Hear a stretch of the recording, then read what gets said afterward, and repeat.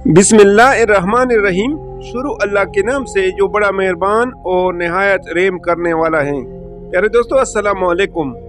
अस्हाब रुस का जिक्र कुरान मजीद में इन दो मुकामात पर आया है, जिसका तर्जुमा ये है, और आद और समूद और अस्हाब रुस और उनके दरमियान और बहुत सी जमातों को भी हलाक कर डाला, और सब के समझाने के लिए हमने मिसालें बयान की और नाम मानने पर सबको तबाह बर्बाद कर डाला।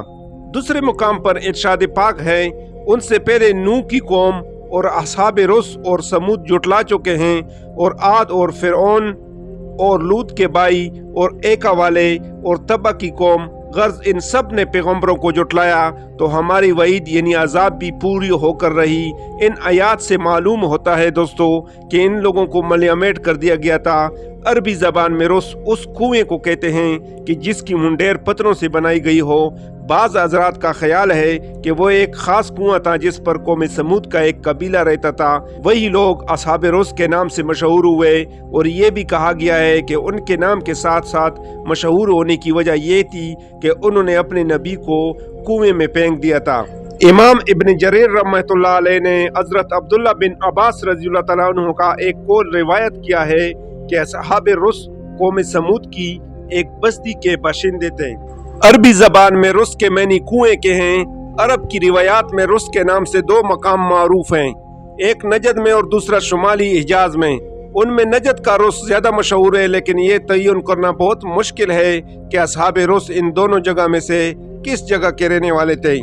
उस कौम की मलकियत एक कुआं था जिससे उनका पूरा शहर और उनके मवेशी सैराब होते थे। उस कुएं में उन लोगों के लिए बहुत सी बरकत थी और बहुत से लोग उस कुएं की निगरानी किया करते थे। उस कुएं पर संगे रखाम के बहुत बड़े बड़े बर्तन रखे हुए थे जो हूजों के मशाबत थे। लोग उनमें से पानी भर भर कर अपने घरों को ले जाते थे। उनके पास इस कुएं के अलावा पानी हासिल करने का और कोई जरिया नहीं था। इस कौम पर अलबस नाम का एक बादशाह हुकूमत करता था जो बहुत ही नेक और आदिल इंसान था। इस बादशाह ने काफी तवील उम्र पाई। जब ये बादशाह मर गया तो उन लोगों ने उसकी लाश पर एक किस्म का रोगन मल दिया ताकि लाश गलने सड़ने न पाए, क्योंकि उन लोगों का ये तरीका था कि जब उनकी कौम का कोई मुअज़्ज़िज़ आदमी मर जाता तो उसकी लाश पर एक किस्म का रोगन मल दिया जाता था ताकि उसकी लाश गलने सड़ने से महफूज रहे। बादशाह की मौत के बाद उनकी सुल्तनत में फसाद बर्पा हो गया था, जिससे ये गमज़दा हो गए और बहुत से लोग रोने लगे। बस शैतान को इस कौम को गुमराह करने का मौका मिल गया, और शैतान बादशाह के मुर्दा जिस्म में घुस कर कहने लगा कि मैं मरा नहीं हूँ और कभी मरूंगा भी नहीं। शैतान ने उन लोगों से कहा कि मैं तुम्हारे दरमियान से इसलिए गायब हुआ हूँ ताकि तुम्हें देखूं कि तुम मेरी अदम मौजूदगी में क्या अमाल करते हो।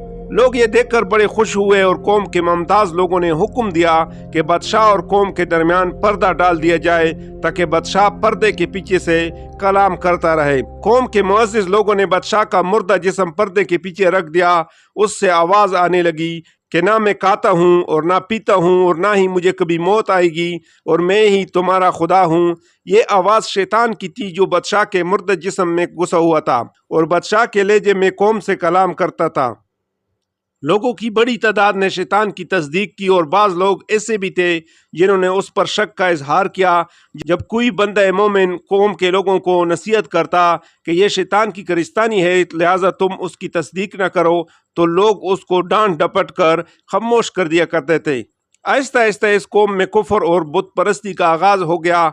इस कौम की नफरमानी जब अपने उरूज पर पहुंच गई तो अल्लाह ताला ने उनकी तरफ एक नबी भेजा जिस पर ख्वाब में वही नाजिल होती थी। उनका नाम हजरत हंज़ला बिन सफ़वान अलैहिस्सलाम था। हजरत हंज़ला बिन सफ़वान अलैहिस्सलाम ने कौम को बताया, ये बादशाह मर चुका है, इसमें रूह नहीं है, शैतान ने तुम्हें गुमराह कर दिया है। अल्लाह ताला किसी मखलूक की सूरत में जाहिर नहीं होता। तुम्हारे लिए ये जायज़ नहीं कि इस मुर्दा बादशाह को अल्लाह का शरीक बनाओ। हजरत हंज़ला बिन सफ़वान अलैहिस्सलाम इस कौम के लोगों को वाज और नसीहत करते रहे और उन्हें अल्लाह के अजाब से बहुत डराया, लेकिन इस कौम के लोगों ने उनकी बात नहीं मानी और उनके दुश्मन बन गए। एक दिन उन्होंने एक कुआं खोदा और उसमें अल्लाह के नबी अलैहिस्सलाम को फेंक कर शहीद कर दिया गया। इस कौम ने सरकशी और नफरमानी के साथ साथ जब अल्लाह के नबी अलैहिस्सलाम को शहीद कर दिया तो अल्लाह ताला का अजाब उन पर इस तरह नाजिल हुआ कि रात को जब इस कौम के तमाम लोग खा पी कर आराम से सो गए तो अल्लाह ताला ने इस कुएं को जो उनके पानी हासिल करने का वाहिद जरिया था खुश्क कर दिया।